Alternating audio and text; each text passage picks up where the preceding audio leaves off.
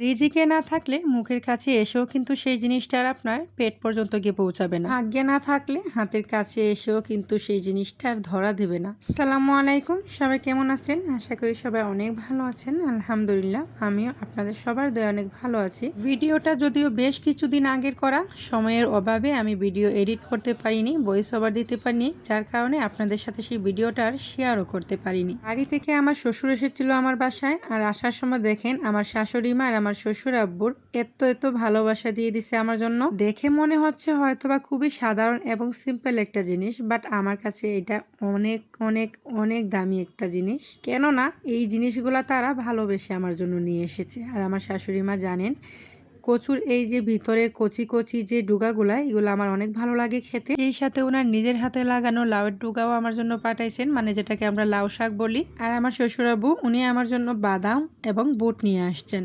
আমার কাছে এই জিনিসগুলা সত্যি অনেক বেশি মূল্যবান হয়ে গেছে, কেননা ওনারা নিজে থেকে আমাকে ভালোবেসে পাঠিয়েছে। তবে আফসোস, আমি এখানে একটা জিনিস খেতে পারবো না। এত সুন্দর করে আমি কাটাকুটি করতেছিলাম, এত সুন্দর করে পরিষ্কার করে এগুলাকে আমি ভালো করে ক্লিন করে নিয়েছিলাম। আমি এই কচু শাকগুলার কথা বলতেছি। আমার শ্বশুর আব্বু যখন নিয়ে আসছিল তখন আমি আমার আব্বুকে বলতেছিলাম যে আব্বু, আমি তো এগুলো খেতে পারবো না, কারণ আমার তো অ্যালার্জি প্রবলেম আছে। আব্বু বলতেছিল না, কোনো সমস্যা নাই, এগুলো খেতে পারবা। তো আমি তো অনেক খুশি হয়ে এগুলো কাটতেছিলাম, কেননা আমার অনেক পছন্দের একটা জিনিস। অ্যালার্জির প্রবলেমের কারণে আমি খেতে পারতেছিলাম না। এখন যেহেতু আব্বু বলতেছে কোনো সমস্যা নেই, খেতে পারবো, তাহলে আমি এগুলো সুন্দর করে কাটাকুটি করি। তারপরেই তো দেখতেই পেলেন, এখানে আমি আমার মতো করে সুন্দর করে কেটে কুটে রেখে দিচ্ছিলাম। এটা আমি পরে দিয়ে সুন্দর করে ধুয়ে নিয়েছিলাম। তারপর যখন তাসনিয়ার বাবা বাসায় আসলো রাত্রে, তখন আমি বললাম যে আজকে আমি আমার অনেক মজার এবং পছন্দের একটা জিনিস খাবো। ও বললো যে কি খাবে? বললাম যে আব্বু আমার জন্য কচু নিয়ে আসছে, সেগুলা খাবো। তো বলতেছে যদি চুলকানো সহ্য করতে পারো তাহলে খাও, আমার কোনো সমস্যা নেই।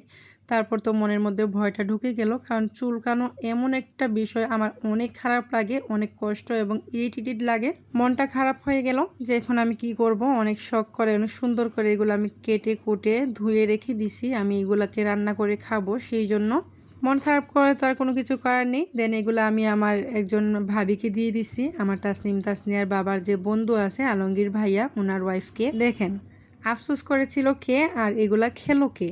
তো যাই হোক, তারপর আমি লাউয়ের ডুগাগুলা মানে লাউ শাকগুলো আমি সুন্দর করে কেটে কুটে নিয়েছিলাম। আর এখানে অল্প কয়েকটা পাতা মানে শাকের যে ডুগাগুলো আছে এগুলা কেটে নিয়েছিলাম, আর পাতাগুলো আস্ত করে রেখে দিয়েছিলাম। এটা দিয়ে আমি সুন্দর একটা রেসিপি বানাবো, যার কারণে এগুলো রেখে দিয়েছিলাম। আর এই তো সারাদিন হয়ে গেল, আমার মেয়েটা কিছু খাচ্ছে না, তাই ভাবলাম কিছু একটা রেডি করে দেই, যদি একটু খায়। আমার মেয়ের খাওয়া নিয়ে আমাকে অনেক বেশি কাঠগড় ফোরাতে হয়। আসলে ও খেতে চায় না, ওর খাওয়া নিয়ে আমি অনেক বেশি প্যারা থাকি, অনেক টেনশনে থাকি। আসলে আমরা যারা মা আছি, আমাদের সন্তান যদি ঠিক মতো খাওয়া দাওয়া করে তাহলে কিন্তু আমাদের মনটা এমনিতেই ভালো হয়ে যায়। যদি ওরা খাওয়া দাওয়া ঠিক মতো না করে, মনের মধ্যে আলাদা একটা টেনশন থাকে। তো যাই হোক, এদিক দিয়ে আমি লাউ শাকগুলা খুব ভালো করে ধুয়ে নিলাম, অনেকবার ধুয়ে নিয়েছি অফ ক্যামেরায়। তার উপর আবার এর মধ্যে কিন্তু বড় মাছের যে বেলুনগুলা, এগুলো আমার অনেক পছন্দের, পাশাপাশি সেগুলোও ধুয়ে নিলাম। আর এই তো লাউ শাক দিয়ে রান্না করার জন্য এখানে শোল মাছ পাঠাইছিল আমার হাজব্যান্ড। আর এই মাছগুলো আমাদের দোকান থেকে, আমাদের যে দোকানে যে একজন আপু আছে কাটাকুটি করে দেয়, উনি কেটে দিয়ে দিয়েছিল। আর আমি এখানে সুন্দর করে এগুলোকে ভালো করে ধুয়ে নিচ্ছিলাম।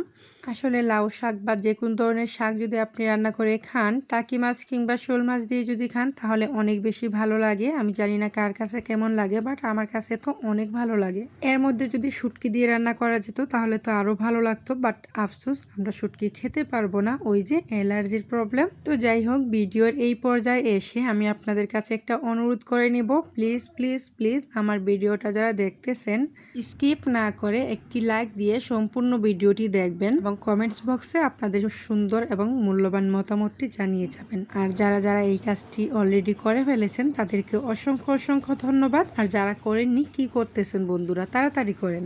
আর হ্যাঁ, যারা যারা এখন পর্যন্ত আমার চ্যানেলটি সাবস্ক্রাইব করেননি, প্লিজ চ্যানেলটি সাবস্ক্রাইব করে নেবেন এবং বেল আইকনটি অন করে রেখে দিবেন, যাতে আমি নতুন ভিডিও ছাড়ার পর আপনাদের কাছে সেই নোটিফিকেশনটি চলে যায় এবং আপনারা সময় সুযোগ বুঝে আমার ভিডিওটি দেখে নিতে পারেন। আর যারা যারা এই কাজগুলো এখন পর্যন্ত করে দিয়েছেন তাদেরকে অসংখ্য অসংখ্য ধন্যবাদ। আর এই তো দেখতেই পাচ্ছেন, আপনাদের সাথে কথা বলতে বলতে এদিক দিয়ে আমি রান্না বসিয়ে দিলাম। আর হ্যাঁ, আমি ঝালটা অনেক বেশি পছন্দ করি, যার কারণে আমি এখানে অনেক ঝাল দিয়েছি। আমার মতো কারা কারা জাল প্রেমী অবশ্যই কমেন্টসে জানিয়ে যাবেন। আর এই তো এদিক দিয়ে পাশাপাশি আমি আমার মেয়েকে একটু ফ্রুটস দিচ্ছিলাম, আঙ্গুর ফলটা। আসলে ওকে আমি খুব বেশি দেই না, কারণ ও ছোটো মানুষ না, আঙ্গুর ফলটা আসলে বাচ্চাদেরকে খুব বেশি খাওয়াতে নেই, আমাদের বড়দের জন্য একসাথে অনেক বেশি খেতে নেই।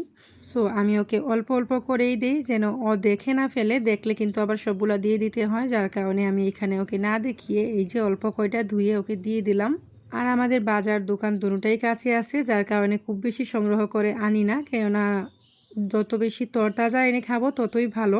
আর এই তো এদিক দিয়ে আমার রান্নাটা হয়ে গেছে। রান্নাটা কিন্তু অনেক বেশি মজা হয়েছিল, যেহেতু এখানে শোল মাছ দিয়ে রান্না করছিলাম, অনেক বেশি ঝাল এবং মজা হয়েছিল।